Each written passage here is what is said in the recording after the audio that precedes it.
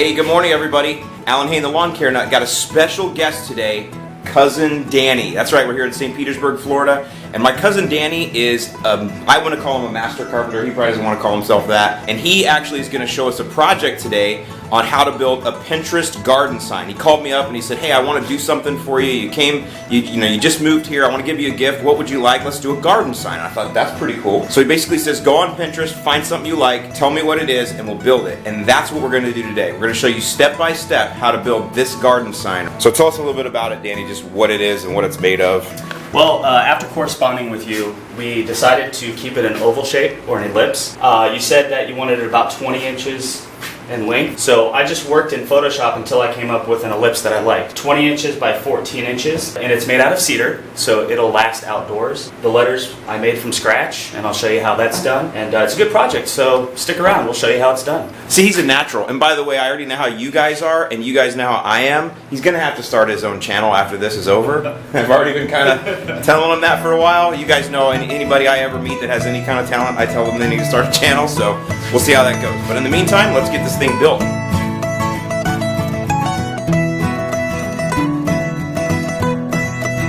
And this is an ellipse I printed out at work, just to kind of give us an idea of how to make the blank. What we're going to use is, we're going to use a 1 by 4 by 10 foot long piece of cedar that I just got at the local box store.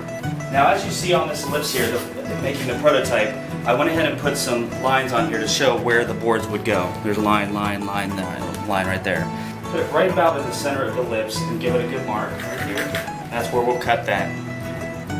So let's go over to the chop saw and we'll give it a cut. So right here, you're just kind of giving a rough outline, right? So you're just making sure you have enough overlap. Is that correct? the right Correct. term? And we'll cut this out later with the router, and Okay. all this will be waste out here, and it'll leave us with a perfect ellipse. Because I was wondering how you did that, right? I didn't realize that this was several boards that are together. Correct. Yes. But it looks seamless, which I like. And I'll show you some good tricks and techniques on how to make it look seamless. So the second board is a little bit smaller, so it doesn't matter how long you make it, as long as it's long enough to cover the ellipse. And we'll cut that out. We need 2 of those. And then we need 2 more pieces for the outer part of the ellipse. The rest of this we're going to use for the letters later, so we'll set that aside. Okay, so here is our rough blank to cut the ellipse. Now as you can see, the joints are not very tight. You can actually see through the joints. So we're going to clean that up real quick. There's 2 ways you can do that. You can do that on a jointer or the table saw. We're going to go ahead and use the table saw today, so let's go ahead and take care of that. Okay, so the first thing I want to do is I just want to take a little bit off, just shave a little bit off of one side of each piece. So we'll move the table saw fence in, just enough to kiss that wood, right about there. And I'll lock it down. Make sure your blade is as high or higher than the wood itself. And we'll make our cuts.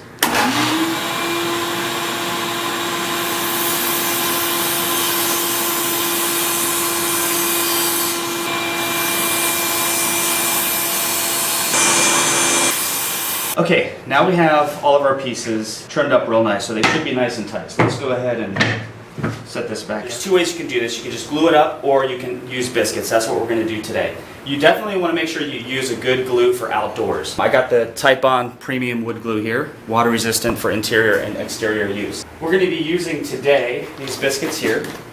These are number 10 biscuits, and I'll show you exactly how that works. But we do not want to write on the face of our blank. So we're going to flip the pieces over, because the back we don't really care too much about. And we're going to put marks across the joints here. So I'm going to put a little mark in the center, something like this. Okay, so you can just kind of eyeball this? Exactly, you can eyeball it. Now you want to stay away from the outer edge, because of course we're going to cut that ellipse out, and you don't want your biscuit to show from the outside. So I'm just coming in, just eyeballing it again. Put 3 maybe at the top. Okay, so now we have our lines on each piece of board. We can flip these around and use the biscuit jointer. On the mark on the wood, we'll go ahead and plunge it in. Now as you see, we just created a slot in the wood, and this is where the glue and the biscuit will go inside. And then of course that'll mate with the other piece, and it'll be as strong as can be. It won't come apart.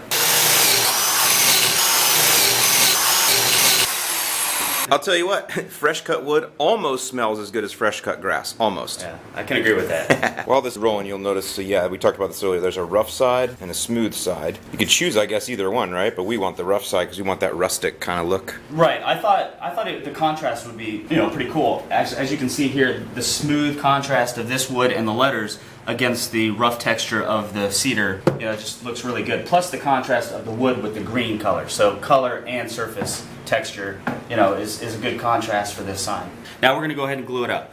We don't want to put too much glue on there because we don't want a lot of squeeze out on the surface because it's kind of hard to clean up. But we'll clean that up with a wet paper towel if need. All right, it's just a matter of putting some glue in the slots, putting some glue on the biscuit, and working our way down. Okay, so we're going to go ahead and put our first piece together, and of course it just slides together like that. Stand this up on end.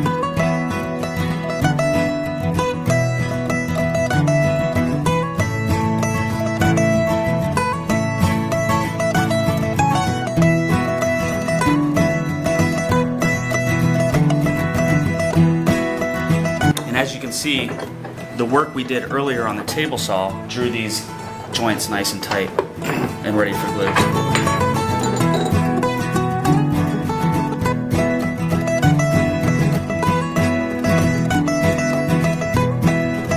Okay, so while this is curing, we're going to go ahead and cut out our letters. This is the scrap piece, the leftover piece. As you can see, it's the same. It has a rough surface on one side, smooth surface on the other side. Now for contrast, I would love to have the letters smooth. So the first thing I want to do is get rid of this rough texture on this piece of board. So we're going to use the planer for that. So I went to a craft store and I found these letters here, LCN for lawn care nut, and it's just basically made out of MDF, and we're going to use these as our templates, and I'll show you how we're going to do that. First thing we want to do is some of this wood, of course, we don't want to use. We want to work around some of this. We want to work around that. So we're going to lay our letters out where we can fit them. So let's put the L down here. We're actually going to use a flush cutting bit on the router to cut these out. But I don't want my bit to do all of the work. So we're going to go ahead and cut the majority of the material out on the bandsaw.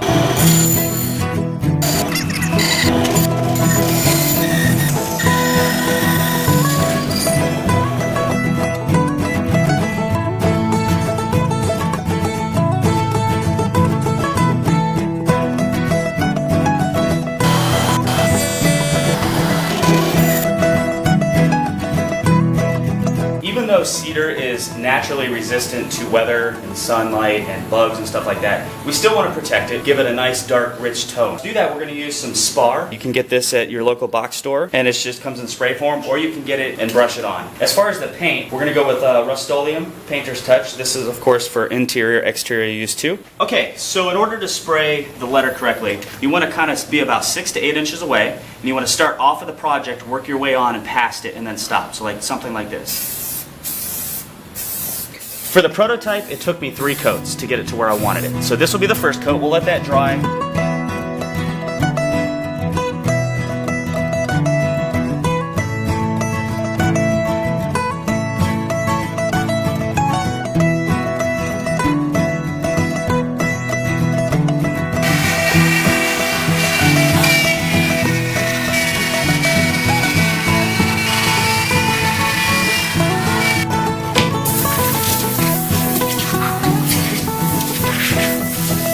We want to make this shadow line. I think it gives it some character. So in order to do that, I'm going to raise my bit back up. I'm going to move the bit from out here where the perimeter is, and we're going to move it in about 1 inch.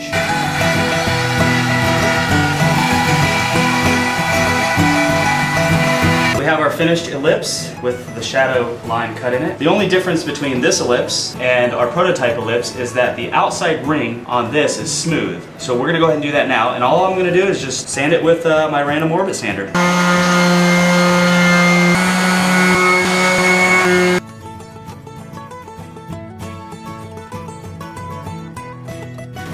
Okay, we're ready to spray paint. Probably the hardest part of this whole project was attaching the letters to the sign. it was hard to square everything up, so I'm just gonna show you how I did it. The first thing I did was a couple of little pieces of tape and kind of eyeballed where the crown of this ellipse is, and I just kind of stuck a piece of tape on there. Did the same to the other side, kind of like eyeballed where the crown is. And then more precisely, I take a pencil or a pen and I kind of, again, eyeball where the center is and put a mark. This is just totally eyeballing it. And I do the same thing on the other side. Then I have this straight edge here. I'm gonna go ahead and clamp it down on my table saw and butt the top part of this ellipse against that. And now I have a pivot point. And I can take my tape measure here and I can kind of, so from there to there is 7 inches. Now let's go ahead and make it the same on this side, which, look at that, it's already right at 7 inches. So I know, at least the best I can get it, that this is now parallel to this right here, to my rip fence. So now the problem that I faced was, how do I put the LCN on here to where it looked right? I mean, you could have one off and up like that. It's kind of hard. So what I did was, I started with the L, the outside letters, the L and the N, and I kind of eyeballed up and down, and then the outside points of the letter, I made sure that the distance between the outside of the ellipse is the same up on the top and on the bottom. So let's go ahead and do that. 1 3/8, and down here we are at 1 3/8. So there we go. So we have it now centered up and down on the ellipse, but now we need to square it up. So we'll go ahead and take a square. Okay, now you can see that we're square to the rip fence, square to the sign, and we're centered up and down. So we have the L set, okay? So we know where that's at. Now we work our way to the other side, and we're gonna do the other outside letter. And we're gonna try to make it exactly like this letter here. We're gonna do the same thing. We're gonna measure from there and bring it up to 1 3/8. Double check it here. There we go. So now we have our L and our N set. Now we just need to throw the C in there, and this is where most of the eyeball is, because there's not really a square edge on the C to square up against the rip fence. So we're just gonna kind of eyeball this. And to do that, we can probably get some sort of straight edge to put between the L and the N, just like that. Now by eye, I can see that centered left and right of the L and the N, that it's nice and centered. And by eye, it also looks like it's square. So I think that's a good place. We want to attach them from the back. So how in the world do you do that without messing this up? Very simple trick. We're gonna, again, take our tape, and I'll show you what we're gonna do. We're just gonna make a bunch of little pieces, and we're gonna put it against the letter like that. So it's touching the letter, and we'll again do it on the other side, just like this. Okay, so we have a piece here and a piece there, and we're gonna put a piece up top. So when I remove these letters, you see that we now know where the letter is going to reside. Okay? And you can see where to put the holes now. So all you have to do is drill your holes from the face. Okay, so once you have your holes cut and your countersinks, what I did was I lined the letter up on the front where the tape was. Okay, I took the tape off now, but where the tape was, I lined it up so that I knew I had it in the right position. And then I pre-drilled through this wood and into my letter, making sure that the drill bit was not long enough to poke through the front of my letter. And after I did that, then all you have to do is just attach it with some stainless steel screws. All right, last piece. You got to sign it and date it. Who are you, Salvador Dali?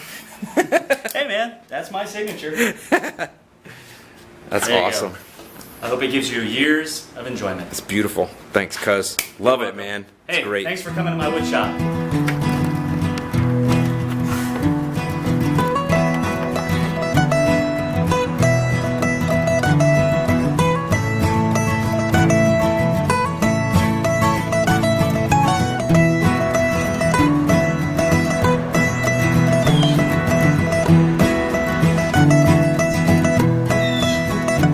Hey Lawn Care Nuts, thanks for sticking into the end. Hope this has been an awesome project for you. I know it was a lot of fun for me and my cousin Danny to work together.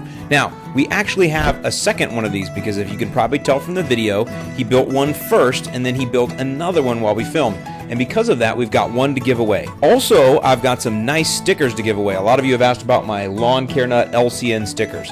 So everybody that goes to the link below in the description and signs up for my newsletter, you'll be entered in, number 1, for a chance to win the sign, and number 2, I'll send you 2 stickers anyway. So it's a win-win-win for you. A couple stickers for you, as well as a chance to win the sign. The contest will end at midnight on 10/31, Halloween. So please go ahead and sign up. If you happen to find this video a little bit later, you can still follow the link, because I will always be giving away free stickers from now on, but the contest itself ends 10/31. I'm Alan Hain. Thanks for joining me in Cuzzin Danny's workshop, and I will see you in the lawn.